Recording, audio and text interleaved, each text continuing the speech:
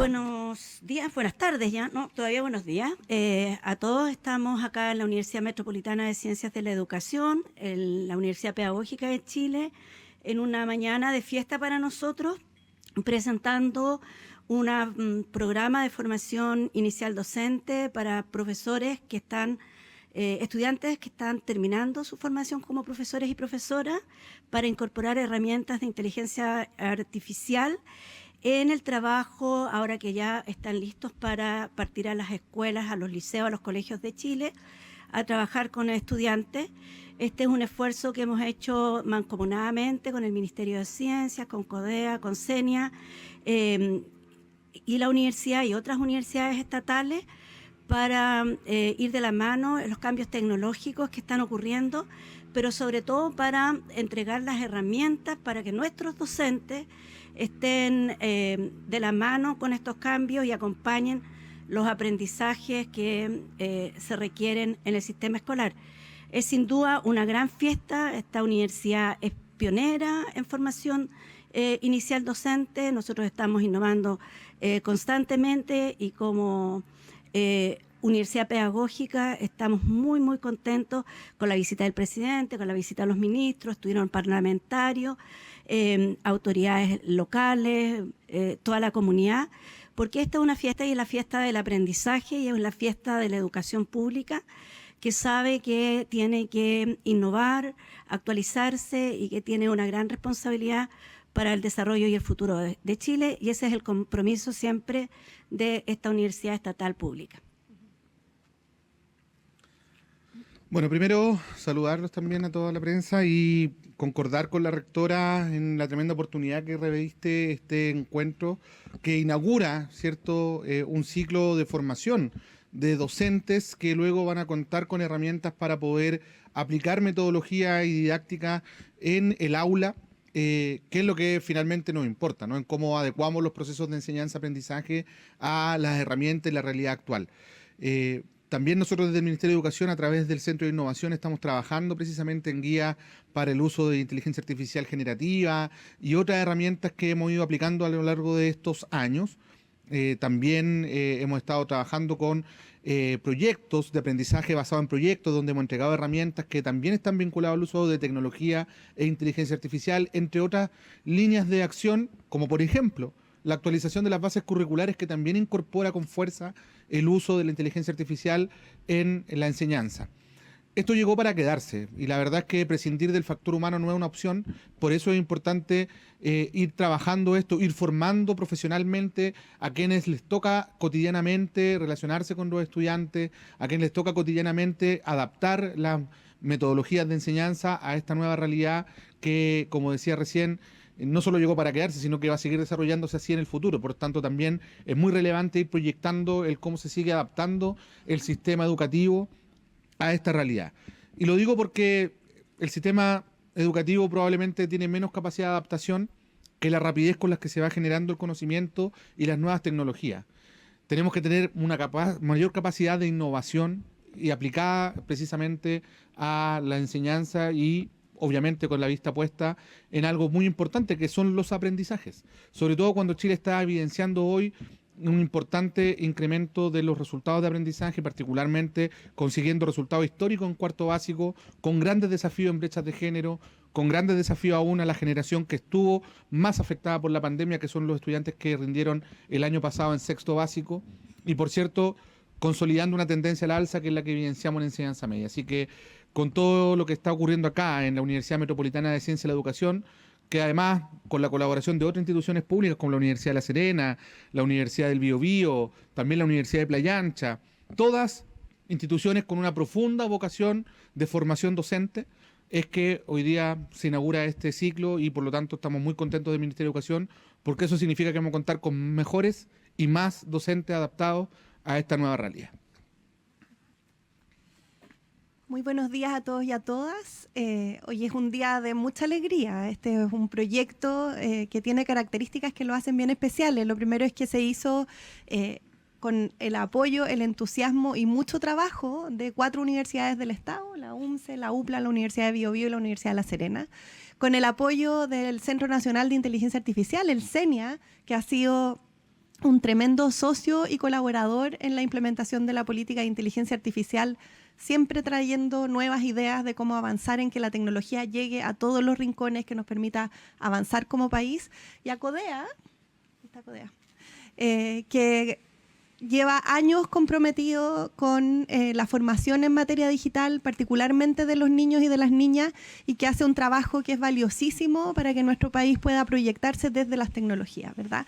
Este esfuerzo mancomunado nos va a permitir algo muy concreto, que es que los futuros profesores, los profesores que se formen en estas universidades, ya a partir del próximo semestre, ¿verdad? Van a poder llegar a las aulas, a las salas de clases, a enseñarles a nuestros niños y nuestras niñas no solo cómo funciona la inteligencia artificial, sino que cómo pueden empoderarse frente a la tecnología, cómo pueden mantener el pensamiento crítico, cómo pueden usar la tecnología en su beneficio y que no sea un riesgo para ellos.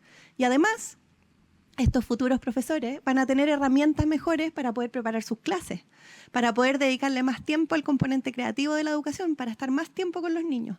Y eso, cuando logramos eso, que la tecnología efectivamente mejore la calidad de vida de las personas, que la tecnología efectivamente mejore las capacidades de nuestros niños, lo que estamos haciendo es avanzar. En materia tecnológica, el gobierno del presidente Boric ha tenido una visión desde el comienzo que es muy clara. La primera es que tenemos que construir capacidades que potencien el liderazgo de Chile en materia digital, donde las tecnologías, en particular la inteligencia artificial, se hace desde una lógica responsable, se hace un uso ético de la inteligencia artificial. Lo segundo, que a la tecnología no hay que temerle. La tecnología hay que entenderla, hay que aprovecharla, hay que ser agentes en su utilización. Y eso se logra con estas capacidades, pero también se logra regulándolas para que aquellos espacios donde la tecnología efectivamente tiene riesgos, porque los tiene, podamos poner esas reglas claras que permitan que esos riesgos y esos daños no se produzcan. En eso seguimos trabajando y hoy día con esta noticia que nos tiene felices, porque le entrega a nuestros futuros profesores, que son esenciales, y a las futuras generaciones de niños y niñas más y mejores herramientas para seguir en la buena senda que nos dio el CIMSE, con buenas noticias, muy buenas noticias. Por supuesto con desafíos, siempre lo decimos, siempre se puede avanzar más, pero donde aquí como gobierno hemos logrado trazar una ruta que está dando resultados y no lo decimos nosotros, lo dicen los datos. Muchísimas gracias. Creo que hay preguntas. Sí, hola ministra, ¿qué tal? ¿Cómo está? Por acá Danilo de USTV, somos la red de medios de las universidades del Estado de Chile. Más allá de la actividad del día de hoy, también queríamos preguntarle y profundizar desde su punto de vista cómo el gobierno, ¿cierto?, está trabajando en la implementación de la inteligencia artificial enfocado, bueno, en diferentes ámbitos, pero en especial en la educación superior en las universidades del Estado de Chile. Sí, agradezco la pregunta. Con el ministro de Educación y desde el Ministerio de Ciencia, llevamos ya varios años trabajando con las universidades del Estado, con las universidades del CRUCH, precisamente en tener agendas comunes que nos permitan avanzar en estas áreas. Y una de las cosas que se ha discutido largamente y que es uno de los ejes sobre los cuales las universidades están trabajando, y me perdonan rectores porque lo deberían explicar ustedes, pero es precisamente la inteligencia artificial, y donde en este trabajo mancomunado hemos establecido visiones y objetivos que son comunes. Hoy día, desde el CRUCH Bio Bio, tienen el primer programa de inteligencia artificial de doctorado de Latinoamérica. En el caso de las pedagogías, estamos incorporando estas herramientas para que los profesores puedan hacerlo, pero hay muchas otras iniciativas que tienen que ver con la transversalización de la inteligencia artificial, con generar más investigación en el área. Hoy día tenemos al CENIA, que sin duda es un tremendo aporte, pero también hay proyectos en materias de humanidades y ciencias sociales y inteligencia artificial, muchos fondos y áreas priorizadas en los proyectos asociativos. Es decir,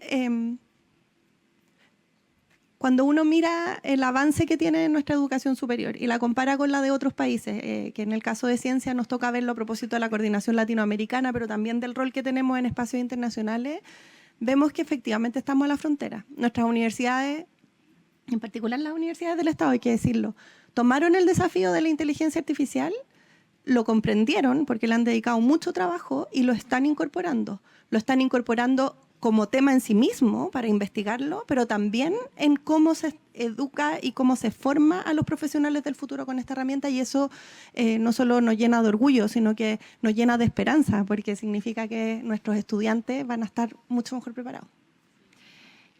¿Cómo está? Muchas gracias, ministra. También saludo a los rectores, rectoras. Quisiera preguntarle al ministro Cataldo, porque hablamos de capacitación de las futuras generaciones de docentes, que es muy bueno, pero las tecnologías avanzan más rápido de cómo se nos va la vida, el día a día. Me salió un poco poético.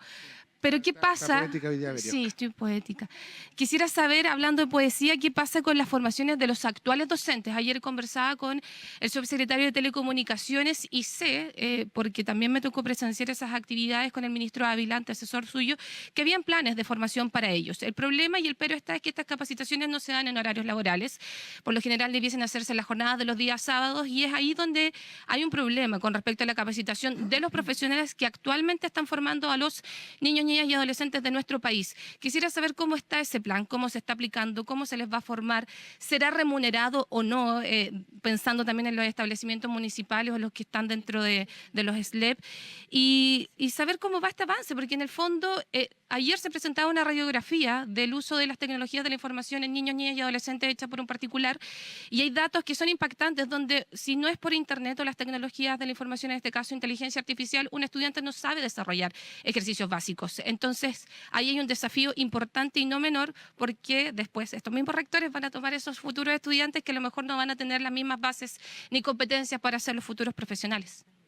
Bueno, esto tiene distintas líneas. Por un lado, lo que estamos viendo acá es cómo la formación inicial empieza a ser propia también estos desafíos de lo que está ocurriendo hoy con el desarrollo tecnológico y el impacto que tienen los procesos de enseñanza. Eso es lo que estamos presenciando el día de hoy con esta articulación entre estas 4 instituciones de educación superior que, como lo decía recién, tienen una profunda vocación formadora de profesores. Por otro lado está el trabajo que hacemos nosotros del Ministerio y particularmente desde el CPIP, el Centro de Perfeccionamiento, Experimentación e Investigaciones Pedagógicas del Ministerio, que tiene un conjunto de programas formativos y son de distinto tipo. Algunos son programas e-learning o be-learning, presenciales, hay distintos tipos de iniciativas formativas. También hay becas a los que los profesores optan. Cada una de ellas tiene sus propias características. Naturalmente son procesos formativos que el Ministerio pone a disposición como plan de superación profesional de los profesores y profesoras.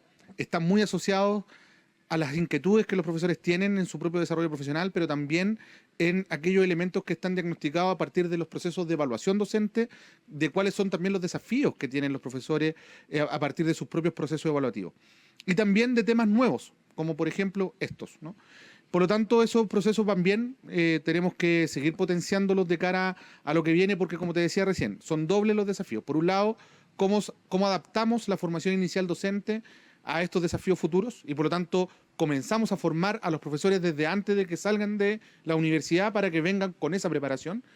Y también cómo actualizamos a aquellos que ya llevan décadas ejerciendo la docencia y que se formaron en otra época, cuando ni siquiera el celular existía o estaba masificado a lo menos, ¿no? Entonces, efectivamente ahí hay una atención que requiere más profundización, pero se está avanzando a través de esas 2 líneas. Esta es una evidencia de la línea 1 que tiene que ver con la formación inicial y la línea 2 que tiene que ver con la formación en servicio. Es lo que hemos impulsado ya hace rato desde el CPIP a través de las distintas instituciones con las que colabora. Ojo, porque el CPIP colabora precisamente también a través de las instituciones de educación superior. No lo hace solo ni directamente entregando los cursos, sino que lo que hace es colaborar con las instituciones de educación superior, que son las que imparten los diplomados y los cursos de especialización. ¿Cuánto es el porcentaje de participación de los actuales docentes en este tipo de materia? Porque es ahí donde está el pero, donde en los horarios que se realizan estas capacitaciones, en los momentos. Entonces es complejo cuando también hay desafíos educativos como por ejemplo evitar que los estudiantes se vayan básicamente del colegio. Entonces es difícil el panorama actual. Sí, mira, yo creo que la dificultad principal está relacionada con la cobertura curricular, con los tiempos lectivos y no lectivos, porque efectivamente la docencia tiene una distribución horaria de horas lectivas y no lectivas que están establecidas para determinadas acciones. Las lectivas obviamente son horas de clases. Esas no las podemos reducir porque son las que nos permiten cubrir todos los contenidos y el desarrollo de las clases que los profesores tienen con los estudiantes. Las horas no lectivas, que corresponden en este caso al 35% del total de horas del docente, están para acciones de planificación, corrección de pruebas, también las capacitaciones, pero también hay capacitaciones fuera de los tiempos laborales, porque tienen que ver con la adquisición de herramientas que ya les van a permitir a los profesores ejercer de mejor manera su formación, sobre todo cuando estas están financiadas, en este caso, por el Ministerio de Educación o por el Estado, ¿no? Las becas y otras que incluso incluyen clases presenciales en instituciones, en algunos casos incluso también el dejar de ejercer durante un tiempo la docencia para poder abocarse directamente a los procesos formativos. En esos casos sí están cubiertos porque es parte del proceso del horario laboral, porque están dedicados a estudiar, ¿no? Por eso es que todo depende del tipo de programa y el tipo de acción con el cual los profesores se están formando en servicio hoy. Muy buenas tardes a todos los presentes. Quería preguntarle de nuevo al ministro Cataldo, sobre todo por la entrevista que salió de La Tercera. Muchas gracias. En el marco de la mesa de reactivación, que se trazaron metas específicas, usted nombró. Una de ellas era recuperar los niveles de aprendizaje previos a la pandemia hacia el final del gobierno, que se logró en el caso de los cuartos básicos. ¿Qué metas de esa mesa se han logrado? Bueno, estamos todavía monitoreándonos porque las metas que nos trazamos tienen distintas temporalidades de evaluación. Las primeras tienen que ver con el término del ciclo de gobierno, es decir, a marzo del 2026. Hay otras que están hacia medio camino, entre el 2024, cuando se formulan, al 2035, que es el cierre del ciclo temporal que nos dimos, que es a medio término, y luego está, obviamente, el objetivo a 10 años. En el caso de aprendizajes, nosotros nos pusimos a recuperarnos a los resultados o indicadores previos a la pandemia. Por eso decía que en el caso de cuarto básico ya se consiguió el objetivo, incluso se superó, porque llegamos a puntajes históricos respecto a lo que había ocurrido antes. Estamos a medio camino, o incluso más allá de medio camino, estamos a tiro de piedra en segundo medio. En sexto básico el desafío es un poco más grande, ¿no? Esperamos poder cerrar esa brecha de cara al 2026. Por otro lado, en materia de asistencia, que es otro de los indicadores importantes que nos propusimos, también partimos el 2022 con un 84% de asistencia cuando el promedio antes de la pandemia era un 89%. Hoy estamos llegando al 87, 86 y fracción. Estamos también a 2 puntos de conseguir el objetivo. Este año va a ser clave para lograrlo. Por eso es que hemos puesto énfasis este año, y el año pasado también, en que nadie falte a clases, ¿no? Nuestra campaña Volvamos a clase, que nadie falte, que ha sido un esfuerzo que hemos hecho conjunto con las comunidades educativas. Por eso es importante, por ejemplo, que los casos de las movilizaciones que tenemos se cierren luego, ojalá, que haya acuerdo entre los actores rápidamente para que los niños puedan volver a clase, para que inicien sus actividades, porque algo que vimos ayer en la presentación de la Agencia de la Calidad es que cuando hay asistencia y presencialidad en las actividades lectivas, hay aprendizajes. Cuando se pierden tiempos escolares, los aprendizajes no ocurren. Es clave. Entonces, como te decía recién, nuestros objetivos están trazados en materia de aprendizaje, en materia de asistencia y revinculación. Ahí estamos muy cerca de conseguir el objetivo, pero lo vamos a evaluar una vez que terminemos el ciclo en marzo del 2026. Precisamente a nosotros nos toca iniciar el año escolar antes de dejar la tarea de gobernar. Y espero estar ahí también para poder entregar los siguientes resultados del CIMSE, el tercero consecutivo en marzo, y poder hacer un balance de los objetivos logrados del plan de reactivación. Ministro, otra pregunta, pero cambiando el tema abruptamente. ¿Ha conversado con la ministra Jara sobre una eventual candidatura presencial? ¿Y por qué usted considera que la ministra pueda asumir la tarea de representar al partido en las primarias? No he hablado con ella sobre la materia.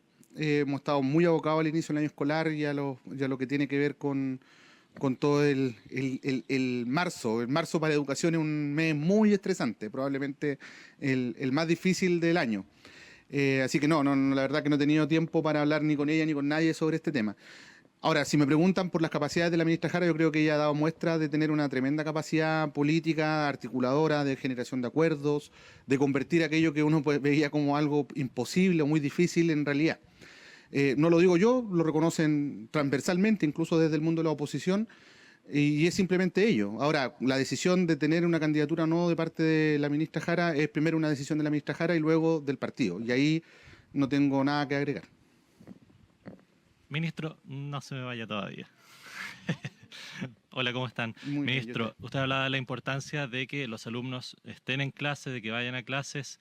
Como observa, el tercer día de paro docente en la comuna de Santiago, no hay acuerdo, está la Seremi también intercediendo como mediación. ¿Qué resultados se ha visto? Ya no se pudo iniciar clases el día miércoles, ya va a tener que ser el día lunes si es que durante esta jornada se llega a acuerdo, pero eso se ve difícil de poder concretar. ¿Qué se puede hacer al respecto para que estos alumnos puedan finalmente iniciar su año académico 2025? Bueno, lo primero es nunca abandonar el diálogo como proceso movilizador de los acuerdos. Lo decía ayer, yo espero y hago un llamado a sostenedores y también a trabajadores y trabajadoras, más allá de Santiago, esto lo digo en general, porque lamentablemente conflictos de este tipo no son solo en Santiago. Durante el año vamos viendo muchos episodios de estas características en todo el país. De hecho, hemos tenido que intervenir con administradores provisionales, que son intervenciones de la Superintendencia de Educación, en más de una comuna en los últimos años, y eso es algo que nos preocupa. Por lo tanto, lo primero que yo hago es una invitación a los sostenedores y a los trabajadores y trabajadoras a resolver las diferencias y los conflictos de una forma distinta a la de la paralización. Y ojalá antes de que se llegue a un extremo como este, ¿no? Eso en virtud del resguardo del derecho a la educación de los niños y niñas. Eso es lo primero que quiero decir. Respecto al caso particular de Santiago, yo entiendo que la municipalidad ha hecho un esfuerzo de presentar una nueva proposición. Esta proposición está en manos del magisterio desde el día de ayer en la noche, entiendo.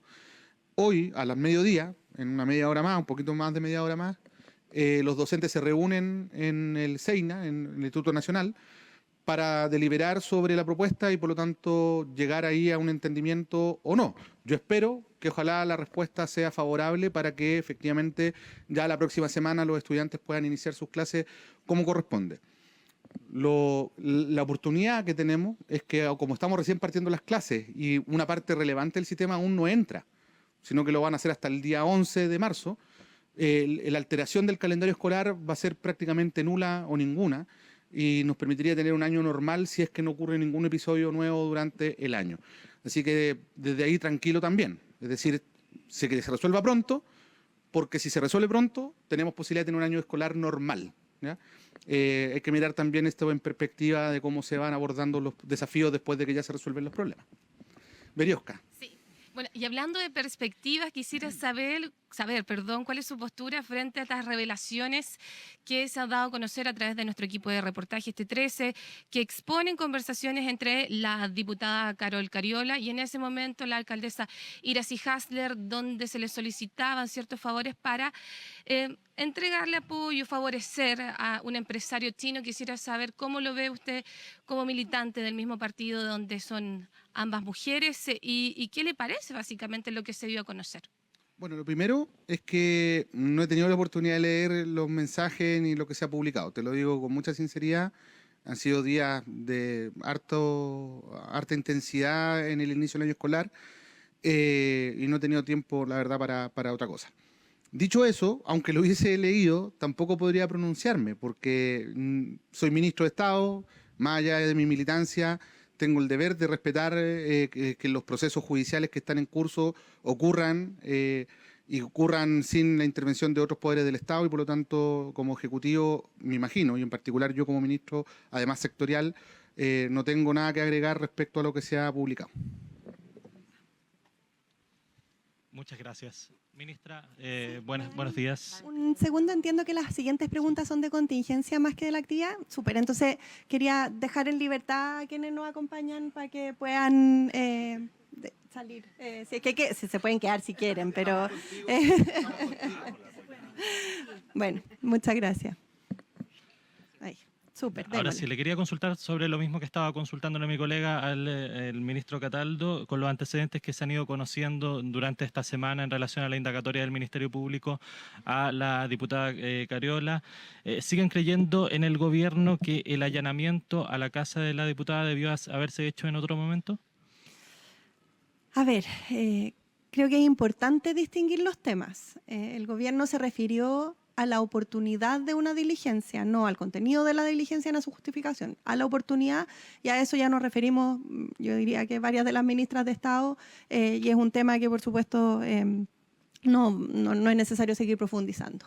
Y respecto a lo segundo, la posición del gobierno es una y la misma siempre. Cuando hay procesos judiciales, investigaciones en curso, organismos y poderes del Estado que son independientes haciendo su trabajo y cumpliendo sus funciones, a nosotros como gobierno nos corresponde contribuir a que eso ocurra y evitar opinar, sobre todo cuando se trata de filtraciones o de trascendidos. Los distintos instituciones tienen que hacer su trabajo y parte del que lo hagan es que desde el Ejecutivo no nos pronunciamos respecto a esta materia.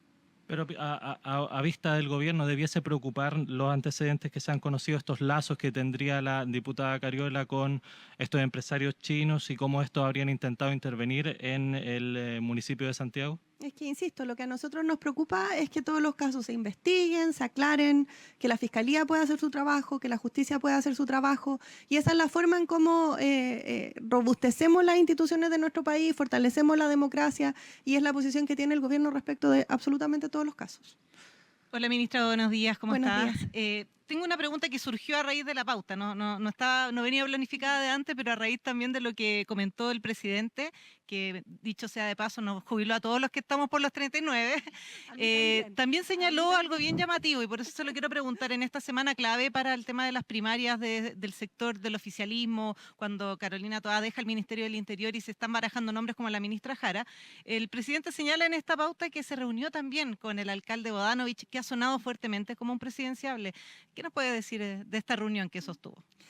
A ver, el presidente mantiene una conversación y un diálogo permanente con todos los liderazgos de los distintos partidos del oficialismo, que además son muchos, lo hemos dicho en hartas oportunidades, el oficialismo, los partidos progresistas tienen distintos liderazgos, todos ellos trabajando en conjunto y alineados con una visión de país común. El presidente, por supuesto, en su calidad de presidente, ¿verdad?, mantiene conversaciones con todos estos actores, es algo que ha ocurrido desde siempre y a lo que se refirió el presidente tiene que ver con eso. Aquí somos una coalición que trabaja junto, con mucho diálogo, escuchándonos siempre y en torno a ideas que son comunes. ¿No se descarta entonces que ese sea un nombre para una primaria? Eso habría que preguntárselo a los partidos. Los partidos son quienes están a cargo de escoger a quienes debieran representarlos en un proceso de primarias. Es un proceso que está en curso, hay varios tomando definiciones,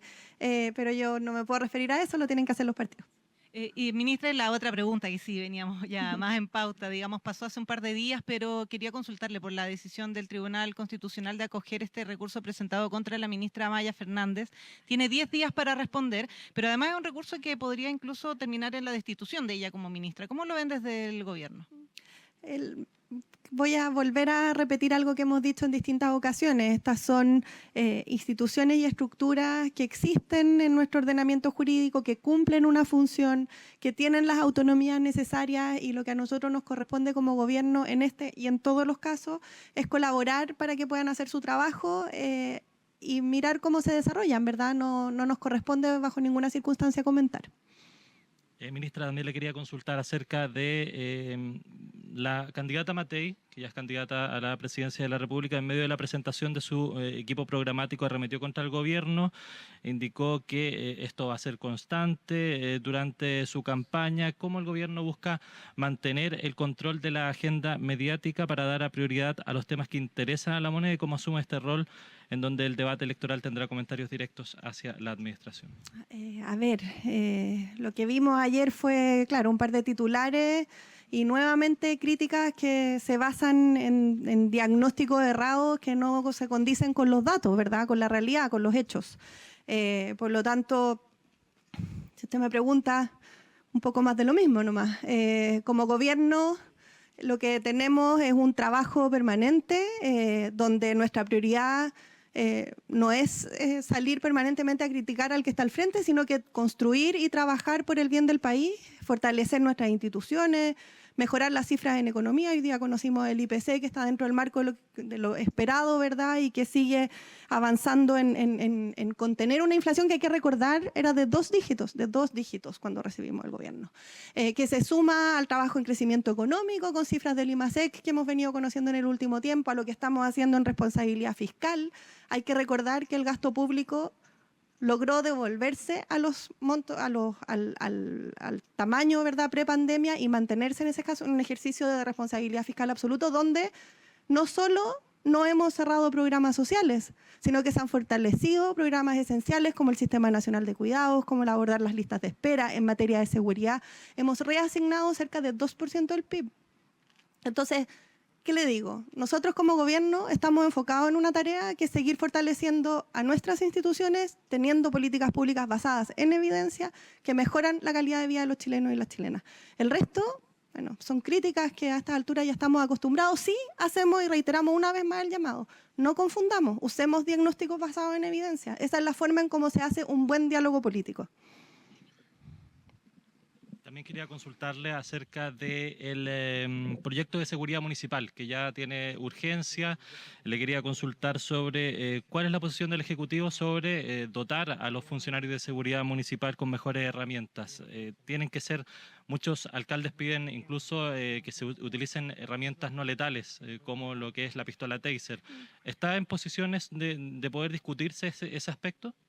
Desde el Ejecutivo y en materia de seguridad, bueno, en todas las materias, la verdad, siempre estamos abiertos a un diálogo permanente democrático en cómo ir mejorando. Ese es un diálogo que se da no solo a nivel político, sino que también basado en técnica. En materia de seguridad, este gobierno ha impulsado muchísimas leyes, pero además ha fortalecido capacidades, ha incorporado tecnologías, ha generado una mejor coordinación entre las policías, y ese es un trabajo que se tiene que hacer de manera permanente. Hemos escuchado en los últimos días, ¿verdad?, esta figura de emergencia municipal, creo que esa es la palabra que se utilizó, figuras que hoy día no existen en nuestro ordenamiento jurídico y que vienen a confundir, y por lo tanto yo, en la misma línea de lo que decía antes, creo que es importante que tengamos una discusión pública en materias que son esenciales para la ciudadanía, basados en evidencia, donde todas las propuestas son siempre recibidas y todas las propuestas son siempre analizadas. Pero hay que hacer ese análisis y hay que apoyarse en lo que dice la evidencia y hay que apoyarse en el trabajo de los técnicos, y eso es lo que hemos hecho permanentemente respecto de cualquier propuesta que apunte precisamente a mejorar la seguridad. Pero, ministra, ¿cuál es el límite que debiese tener para actuar este personal en relación a las herramientas que podría utilizar? ¿Cómo ven en el gobierno eso? Es que esa discusión es una discusión que tiene que darse en el Congreso, es una discusión que tiene que tener distintos puntos de vista. Y en ese proceso de discusión, lo que el gobierno hace y ha hecho permanentemente es sentarse a la mesa, escuchar las propuestas, evaluarlas de acuerdo a su efectividad y empujar acuerdos que se basen siempre en mejorar el actuar que tienen las policías para combatir el crimen. Lo hemos hecho con leyes, con capacidades, con presupuesto, y hacerlo de una manera que sea consistente con lo que las personas necesitan, que sea consistente con los principios y valores democráticos, y eso es lo que vamos a seguir haciendo respecto a cualquier propuesta. Ministra, buenas tardes, buenos días. Ayer el Consejo para la Transparencia alertó que la ley de lobby que se está debatiendo en el Congreso y que forma parte de la agenda de probidad que impulsa el gobierno excluye el registro de encuentro entre autoridades, algo que cobra relevancia a partir de lo que ha pasado con Carlos Cariola. ¿Qué va a hacer el gobierno en ese caso? ¿Va a presentar indicaciones al proyecto? Lo que el proyecto considera es una figura de agendas públicas que no es precisamente las reuniones del lobby, pero que apunta precisamente a que las reuniones que existen entre los distintos actores público-privados sean conocidas. Entonces, es una discusión que tiene que seguir dándose en el Congreso, por supuesto, pero es importante aclarar que el proyecto sí considera esta figura de las agendas públicas que se aplicaría en casos como este. Ministra, la última pregunta por acá. Consultar las portas del 8M que se va a registrar el día de mañana. Cristian Valera, que es vocera de la coordinadora 8M, el fin de semana pasado, en entrevista con La Tercera, sostuvo que el gobierno del presidente Boric ha ido vaciando las promesas feministas de su campaña. ¿Cómo observa esa afirmación por parte de uno de los actores relevantes en el movimiento feminista?